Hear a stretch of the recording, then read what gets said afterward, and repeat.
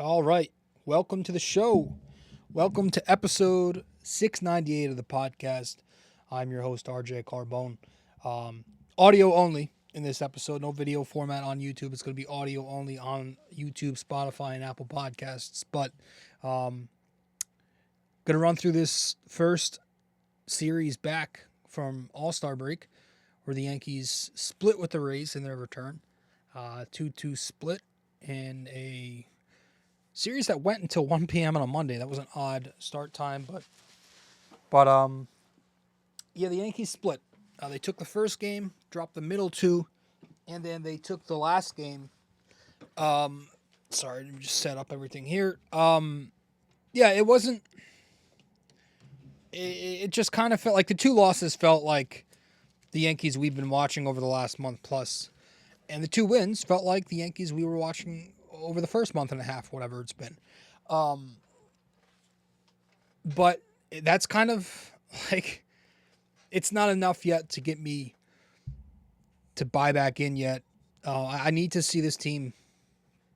First of all, I mean, there's really like, obviously besides winning some games and stringing together a streak for once, I need to see trade deadline moves, but we'll get to all that. But the Yankees split 2 out of 4 at home against the Rays to open up their first series in the quote-unquote second half. Before we dive into the series, real briefly, we'll get to the in-house stuff and all that. But let's first get to our intro, and then we'll start everything up. Episode 698, let's go. Welcome to the podcast. I'm your host, RJ Carbone. You are listening to BD4, where there's no better way to get your Yankees and Knicks analysis. We also do MMA. Yanks every series, Knicks every game, MMA on occasion. Let's get to it. Anthony for three. Bang! That one goes down, and the game is tied. I'd like to take this chance to apologize to absolutely nobody. The Yankees are champions of baseball. Shaking and baking right here on the neophyte. You're trying to close the show. She was doing a great job of feeding. That is it. It's over.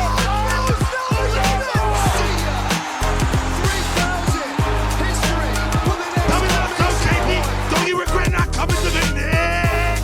Don't you regret not coming to the net?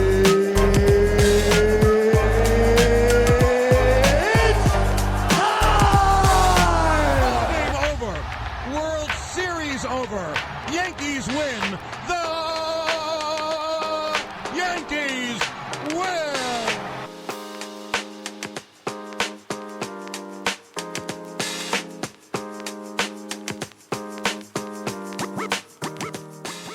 All right, welcome to the show, episode 698. As we said, the Yanks split versus the Rays in their return series. Not a great series by them. Before we dive into these games, just some real quick stuff in-house. We got some updates regarding injured players. Clark Schmidt threw a 20-pitch bullpen on Saturday, which was good, but then I saw that they were like, he should be ready by the end of the season, which kind of bothered me because I thought it was going to be closer to August. So it doesn't look like we're going to have him until the playoffs. That's a bit concerning because you want him to stretch out. Giancarlo Stanton seems like he's ready to play. The next step is just deciding whether or not they want to put him in a rehab assignment first. I think their decision, from what I read, is is going to be made by the 27th or 28th. It's probably a good idea to rehab him, because when he gets back, he's usually a guy who takes a bit to find his rhythm. But at the same time, the Yankees are kind of desperate for outfield production right now because of the lack of production they've been getting from Verdugo. So they kind of need him. They might just have to throw him into the fire and have him figure his shit out up in the big leagues. And then John Birdie, I don't really know what the update is there. Nick Birdie, same thing. I don't even know where the fuck he is. We got a Cody Poteet update. He's doing some light tossing from the mound, but still no bullpen. And Scott Efros, I don't understand the updates there either. They said he's done with his rehab, but he's still in AAA. I was kind of confused Regardless, let's just get into this series. It's going to be a quicker episode. It's audio only, but I have to head to work in a few minutes, so we're going to do a quicker episode. Hopefully we can squeeze in 30 minutes here. Yeah, game one of this series, the Yankees took it over the Tampa Bay Rays 6-1. The right-hander Garrett Cole looking for another solid start going up against the righty Eflin. But the Yankee bats scored 6 runs on 9 hits, 3 extra base hits. They walked 6 times. They struck out 8 times. They hit into 1 double play, and they were 2 for 11 with runners in scoring position, which was an issue all series. They hit a lot of ground balls, and they couldn't come through in those big spots, but they still managed to score runs. Bottom of the third, they had the bases loaded with no outs. Verdugo, little chopper RBI, and then Volpe with the 3-run double that made it 4-zip. Bottom 4, Soto with the Little League home run, made it 5-0. I think it was ruled a double and 2 errors. Bottom 6, Judge with an RBI single makes it 6-1 Yankees. And that was it. Soto goes 4 for 4, a couple of doubles, a walk, a bunt base hit. Judge goes 2 for 4, an RBI, a walk. Volpe 2 for 4, double, 3 RBIs. Garrett Cole took the mound and second consecutive very solid start. 6 innings, 1 run, 6 hits, a walk, 8 strikeouts, 1 home run, 103 pitches, and he got the win.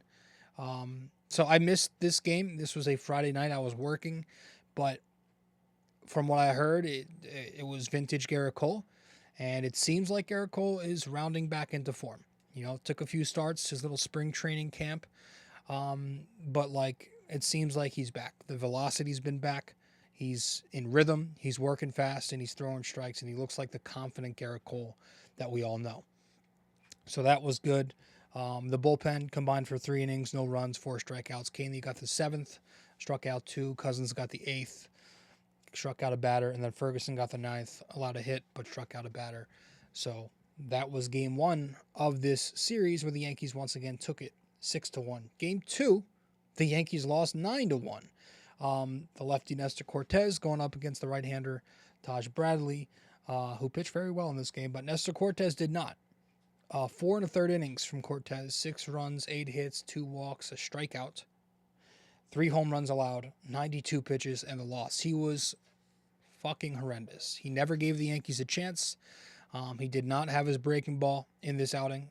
Right, top of the 3rd inning, he allows the RBI double to Curtis Mead. That happened because he walked the batter with 2 strikes, so that led to the Mead double. But he left a mediocre sweeper to him, and he took care of it. Same thing, top of the 4th inning. 3-run home run to Jackson. That made it 4-0. He left a mediocre cutter, very mediocre cutter. And then top of the 5th inning, hung another sweeper to Paredes. Paredes and Rosarina, he also hung a sweeper to him, or kind of a little too, it wasn't high, but it was a little too up. So they hit home runs together. It's 6-0. At the time. But yeah, he was bad. That's it was over by the time he left the game. And this is why I don't trust Nestor Cortez. I know he's having a decent season. He's exactly what I expected him to be heading into the year, a solid back end of the rotation pitcher. But I'm never going to trust him in a big game, in a playoff game, just because soft throwing lefties with inconsistent command, never usually my favorite to watch. It doesn't fly versus right-handed heavy lineups like the Rays. And when you can't get that fastball inside, he was having trouble getting inside with the fastball. Against a right-handed heavy lineup like that, you're going to get tagged. And that he did. So that was an awful start. And it was a home start, too. So, the home road splits, whatever. I don't really ever look too into that. It's a thing, statistically, but, I think that's a lot of the time just nonsense. I think it's coincidence. But, yeah, not a good look for Nestor to make the comments he did over the All-Star break saying, whatever, I'm proud to be a Yankee and everyone wants to be us. We're always competitive. And then he gets bitched like that. It's a bad look. The Yankees are always bad when they open their mouths, try to troll, try to trash talk. It always bites them. This dates back to Houston, Boston. Like they've done this plenty of times with Judge doing the stereo thing, the boombox, the jacket in Houston. Like they get bit every time they try to troll. But yeah, those comments by Cortez kind of bothered me. At first, I was like, all right, cool. But like, I thought about it for a second, and I'm like, I read that last line, like, I'm just proud to be competing. Like, no, like that's Aaron Boone culture to a T, and that's what a lot of us anti Aaron Boone people talk about when we talk about the culture on this team. It leaks into the players. You have that mindset that Aaron Boone carries, and he speaks to the media every night. Your players now start talking like that. Aaron Judge is a clone the way he speaks to the media. I like the guy, but I've never been a big fan of him as the captain. I don't think he has that edge. He speaks the same way. Nestor Cortez, happy to be competing. I don't like where their mindset is. Maybe it's semantics at the end of the day, but I just think that's a reflection. Like Jeter would never say something like that. That culture did nothing but win when he was around. And I don't feel like that you would ever hear stuff like that from those guys. That's why those guys won, and these guys haven't won shit. So you can cry about these comments that I'm saying all you want, but at the end of the day, who the fuck has the rings? The older Yankees who actually, seem to get pissed off and a little urgent when things weren't going well. Those guys won championships. I just don't like this happy to be here mentality. I think it's very participation-like, but it makes sense for the generation we're in, right? The bullpen got off topic there. Went 4 2/3, allowed 3 runs. Tonkin allowed a run an inning and a third, or an inning and 2/3, and then another bum. I don't know how to pronounce his name. 3 innings, 2 runs. The bats, 1 run, 5 hits, 3 extra base hits, couple walks, 7 strikeouts, 3 double plays grounded into, and they were 0 for 7 with runners in scoring position. The only run they scored was when Judge was removed late in the game in garbage time just to get him off his feet, and then Jones had a bullshit RBI for him in the 9th. Wells struggled in his first game at cleanup. He was 0 for 3, couple strikeouts, hit into a double play, and DJ was awful. This was the final game. Not his final game of the series, but this was the game before he got benched. Game 3, he was benched. In Game 3, the Yankees lost 6-4 to the Rays. 6-4. You had the righty Stroman going up against the righty Shane Baz. The Yankee bats scored 4 runs in the game, 9 hits, 2 extra base hits. They walked 6 times, struck out 7 times. They grounded into 2 more double plays, and they were 2 for 10 in scoring position. Bottom 1, they load the bases with 1 out. Gleyber Torres, a very poor at-bat. Verdugo rips a line out to first base. Tough luck there. Bottom 2, the bases were loaded again with 1 out. Soto on a very uncharacteristic inning-ending double play where he swings 3-0. Just not what you want from him there. Bottom 3, they get the leadoff guy on with no outs. They don't score. Bottom 4, they have first and second with no outs. They don't score. Bottom 7, they show a little bit of life. You have first and second, 1 out, and then Judge comes to the plate versus Adam. Takes care of a hanging curveball and rips it for a 3-run home run. Makes it 5-3 Tampa. But Gleyber grounds into a double play to end the inning. Bottom 9, after Weaver allows a solo home run, which hurt because the Yankees were right there. But they put together a fake rally where Soto rips an RBI double. Judge doesn't come through, though, and then Wells strikes out on a hanger looking at a curveball there. So that was that. Yeah, and Stroman won 5 1/3, 3 runs, 2 earned runs, 5 hits, no walks, 5 strikeouts, 2 home runs. Kind of been struggling for a bit now. That was his best outing in a while, but it wasn't a good outing. Whatever. And then Game 4 yesterday, 1 p.m. on a Monday, the Yankees took the 9-1 victory. Lefty Rodon versus the right-hander Littell. 9 runs for the Yankees on 15 hits, 6 extra base hits, 3 walks, 10 strikeouts, 1 double play grounded into, and they were 2 for 10 in scoring position. Bottom 1, they started slow with 3 straight strikeouts to begin the game against Littell, but they came through in the second inning where Wells and Volpe went back-to-back for homers, 2-0. Bottom 4, Oswaldo Cabrera gets his chance. He stays hot. 2-run single, 4-0. Bottom 5, DJ, his first home run of the year. Solo shot makes it 5-1. Bottom 7, Juan Soto hits a home run to make it 6-1 Yankees. He's very slow rounding the bases. He took 40 seconds about, and that's because the Yankees and Rays were kind of playing that game all series where assholes like Jose Siri and a couple other of those guys were very slow rounding the bases, rounding third base, pointing to the crowd, pointing to the dugout. They kind of made it a thing. But I love the fact that Soto got the last laugh, and he really, really took his time. That was really fucking funny. And then bottom of the 8th comes, and Soto rips another home run, his second of the game, a 3-run shot, makes it 9-1, 25th of the season for Juan. He was 3 for 5, 4 RBIs, 2 homers, a double. Judge goes 2 for 5, Wells goes 3 for 5, Volpe goes 2 for 4, Oswaldo was 2 for 4, a couple RBIs, so that was good. Verdugo 1 for 3, a walk. He snapped his skid with the base hit to the other way. Grisham 1 for 3 with the walk. DJ 1 for 3, home run, walk. Ben Rice 0 for 5. Rodon went 7 strong, and the bullpen went 2 innings. Kahnle and Cousins an inning each. But that's where I want to start with Carlos Rodon. I thought Carlos Rodon looked very good, and I'm going to tip my cap to him because it was a very good start, and God, did he need that. He needed that absolutely. He won 7 innings, allowed 1 run, struck out 10, allowed 2 hits and 2 walks. So, that was probably his best start as a New York Yankee. He got off to a good start in the game, which has been key. How many times lately has he been putting the team in a hole and never giving them a chance after the first or second inning? Didn't happen. I actually think he had no hits allowed through 4 innings, maybe even into the 5th. But yeah, it seemed like he went back to the fastball, but he used it deeper into the count. He was kind of pitching backwards some. There was a lot of curveball, a lot of changeup, some slider early on in counts, and then he went to the fastball later in the counts. But the slider did look good. He got some strikeouts on that. 7 of his 10 strikeouts were on the slider.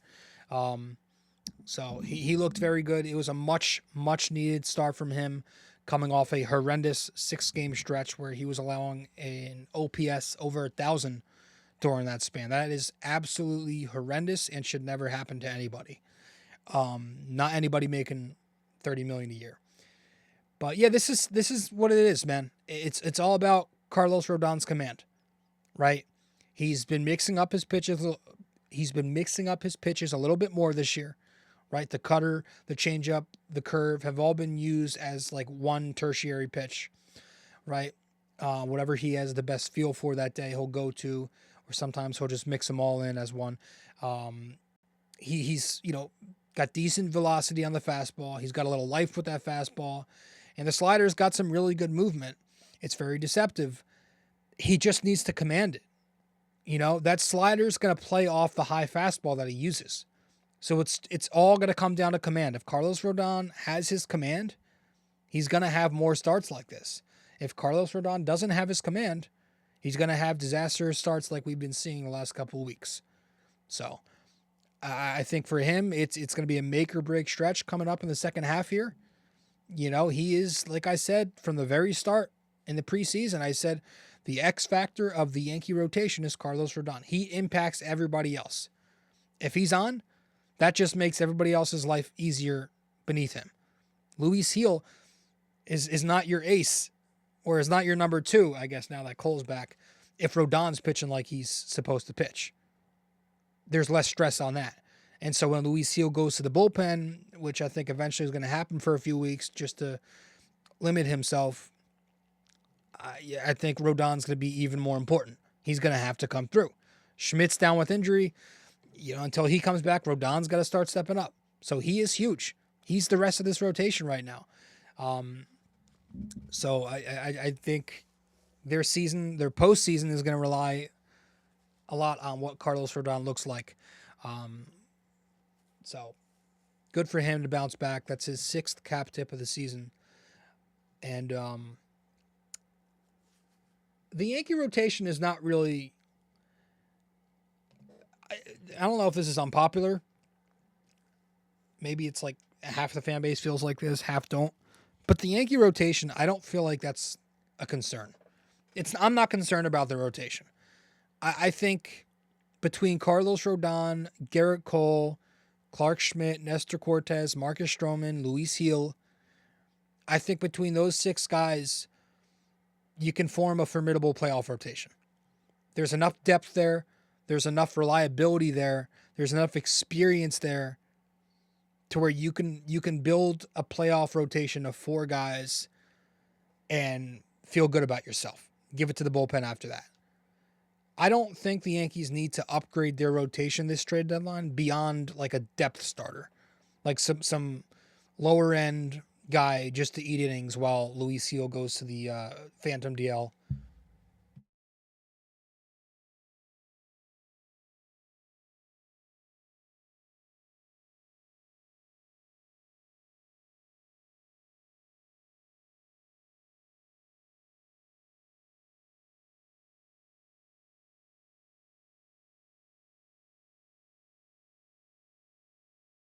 Sorry. We had a little technical difficulty there. I think what I was saying is just a guy to fill the role while Hill goes to the Phantom DL or if they put him in the bullpen for a bit, right? I think they'll be fine in their rotation. I trust Garrett Cole. I think he'll be fine. He's rounding into form. I think Marcus Stroman will be good enough to give you 5 in a playoff game. And then you can go to your pen for 4. I think Clark Schmidt, if he's healthy and if they get him ready by October, same thing. Luis Gil, I really have a lot of faith in him. His fastball is untouchable. I think he's going to be really good in the postseason. I do trust him. And then you can figure it out, but after that, Rodon, I got questions with him, but like Cortez, I think they can fill out a good 4. So I'm not afraid of the rotation. I think the focus this trade deadline has to be on the lineup and the bullpen. That's got to be the main focus. I think the Yankees, as we've been saying, absolutely need 2 bats, and they need 2 relievers. They need 2 bats. They need 2 relievers. You're looking at the bats that could possibly be available at this trade deadline. You got guys like Jazz Chisholm, Ryan McMahon, Luis Rengifo, Jesse Winker, Ty France, who has struggled this year but has been productive in the past. Isaac Paredes, you're hearing that name with Tampa. Jonathan India, right? Those are all names that you've been hearing about. And I'm fine with any of these guys, but my thing is the Yankees must acquire 2 of them to be taken serious. I think they absolutely need some depth. So I don't think like a Jazz Chisholm by himself is going to be enough. I don't think a Isaac Paredes by himself is going to be enough. A Jonathan India by himself. I think the Yankees need 2 of these guys. And then I think they need to go to their bullpen and get some damn depth there.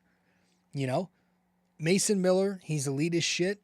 That's a name that's been floating around. Don't see that happening. Tanner Scott, maybe more realistic. He's a guy who's got some amazing numbers. You can look at his baseball reference, the traditionals, but then you can go to his baseball savant. That's very red. Garrett Crochet, who's a starter, but the innings limit could push him to the bullpen. Will he be dealt? Probably will be dealt. He's expiring. The White Sox are going nowhere, and he's got some amazing stuff. Lucas Urseg, he's struggling, but he's got some very good underlying numbers if you look at his savant page. And then you're hearing rumors that the Yankees could be reuniting with Chad Green. I don't know what he's looking like now. I don't know if he's still any good, but they need a couple relievers in there too. The problem with needing all of this is it's a lot. And I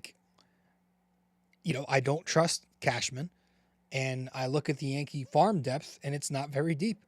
And you look at their competitors, one being the Baltimore Orioles, they can offer a lot more. They have much more to offer regarding prospects. The Yankees have Spencer Jones.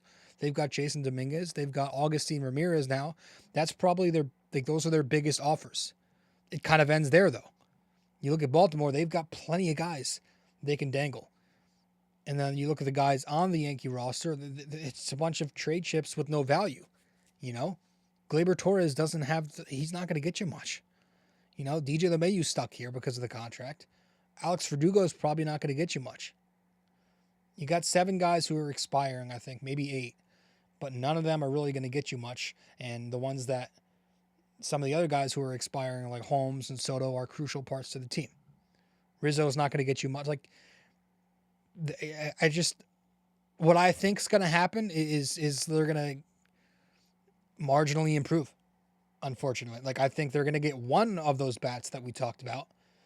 I think they'll probably get a couple relievers, one bigger name, one lesser name, and then they'll sell you like Stanton's returning and Schmidt's returning and Dominguez maybe and Scott Efros and John Birdie. Like, I just don't think enough can be done to make them a World Series contender. But we'll see. You know, they're going to rely. Listen, regardless of what they do, they're still going to be heavily reliant on Judge and Soto, right? And Jesus Christ, Juan Soto, how about his series? The guy goes 11 for 18 this series. Bunch of doubles, triples, a couple home runs. He was a monster. So I'm tipping my cap to Juan Soto. That's his 12th of the season. And then you go to the bullpen, and I'll tip my cap to Tommy Kahnle for the 4th time this season. Appeared in Game 1 and Game 4 and pitched 2 clean innings total. So good job for Tommy Kahnle and Juan Soto. Tommy Kahnle getting his 4th cap tip, though. But back to what I was saying, yeah, it's. I think regardless of what they do, they're going to have to just hope to get production from some of these other guys. And lately, they've been getting some contributions from the others, right? Oswaldo Cabrera had a good series. He went 4 for 9, 2 RBIs, a stolen base, 2 runs scored. He was 2 for 4 in each of the final 2 games. I think he needs to play over LeMahieu until we figure that out. Because I don't think Oswaldo Cabrera is that good anyway. Like, I think people are, like, clamoring for him to play. I don't think he's that good. I just think he's the best. He's the best available at the moment before you make some deals. But he needs to play over DJ. You know, DJ and Gleyber together, we can't have that anymore. We can't afford those games. So I think Cabrera needs to be playing. Austin Wells has been hitting. And he's been hitting for a bit. His last 20 games, 269, 397 on base, 577 slug, 11 RBIs, 11 walks. He's looked good. The power's coming along.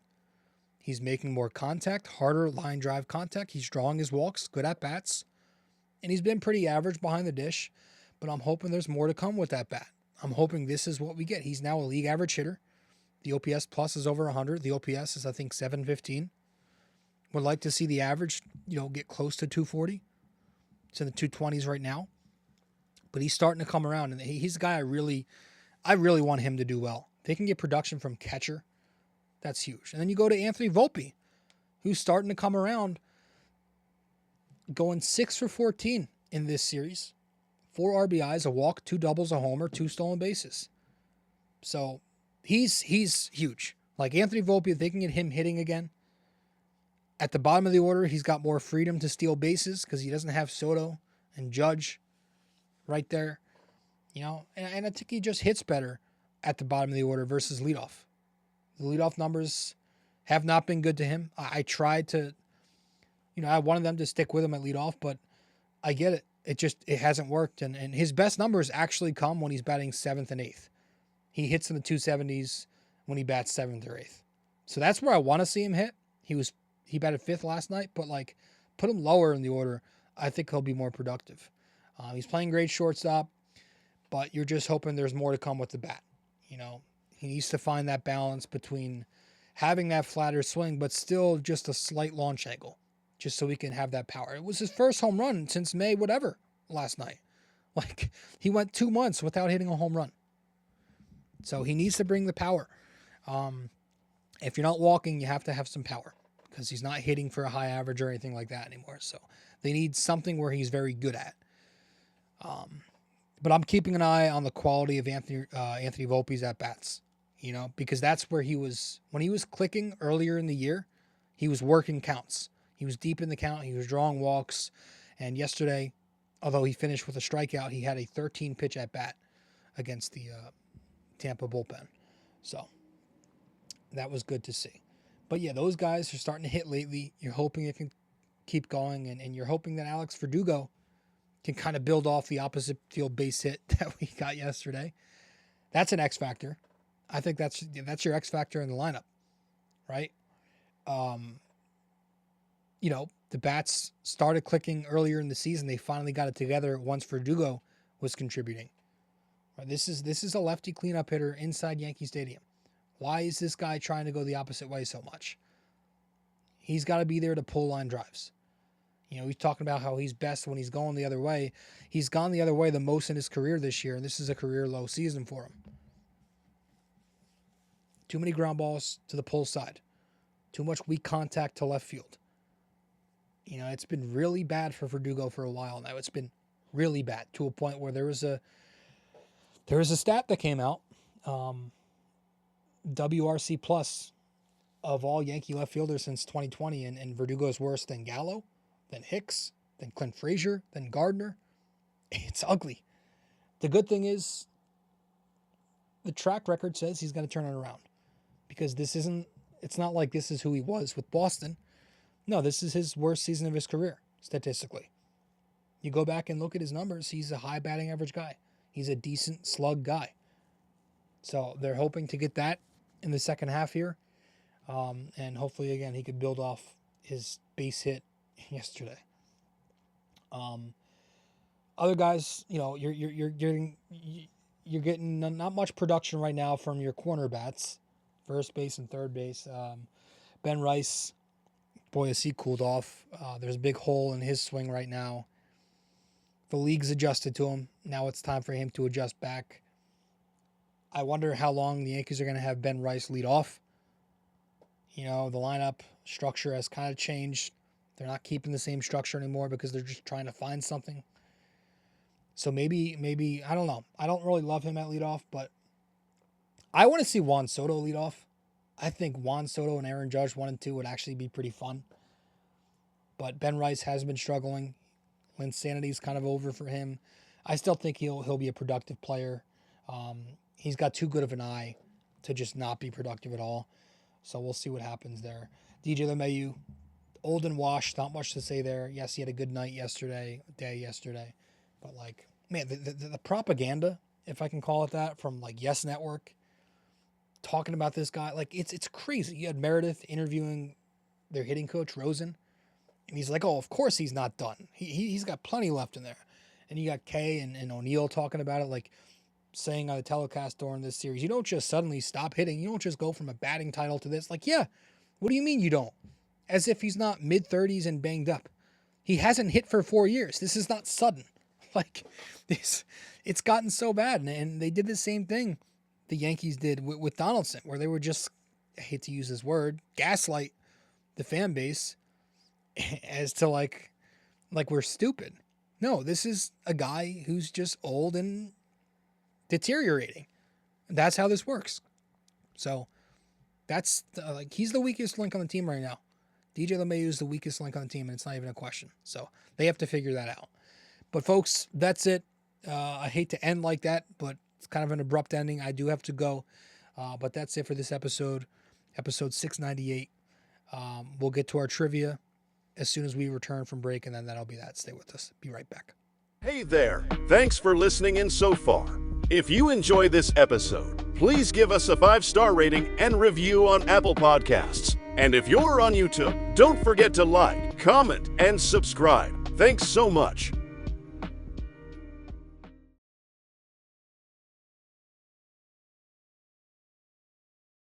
You can follow us on social media as well. On Instagram, we're at BD4Pod and at Rob J. Carbone. On X, we're at BD4Pod and at RJCBD4. And on Facebook, we're BD4.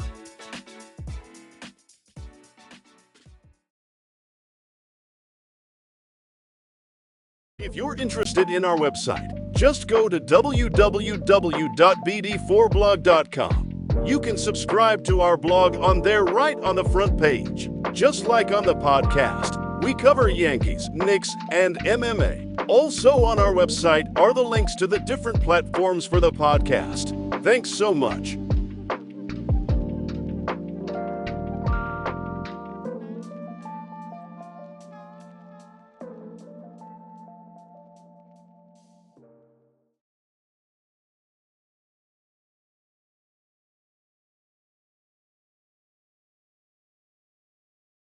Studio 69 Productions is a podcast production agency created by Leo Rodriguez to allow content creators to market their podcast.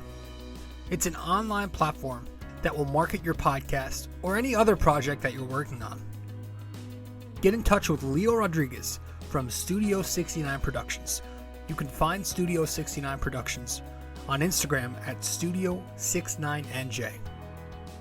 Studio 69 Productions, where dreams are heard and born.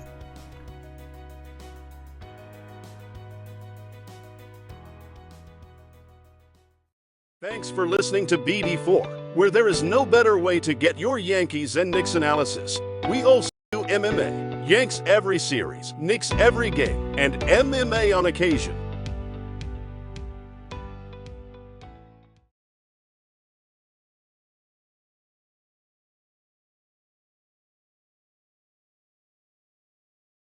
Okay, let's wrap this up with our trivia question.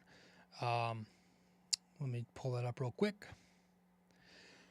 So for episode 698 here of the podcast of BD4, which of the following Yankees never led the AL in total bases in consecutive seasons?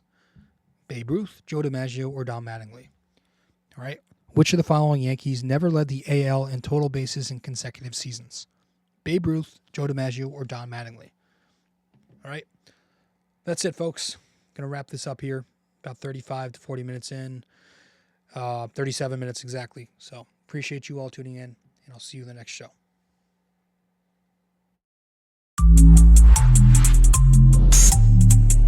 This episode was brought to you by Anchor. Hey there! If you stayed the entire way through, we thank you immensely for it. We hope you enjoyed this podcast and that you come back for the next episode real soon. Don't forget to like, subscribe, comment, download these episodes, and share them with your friends as well. BD4 is a 5-star podcast simply because of you, and we'd like to keep it that way. Have a wonderful day. Go Yankees, and go Knicks!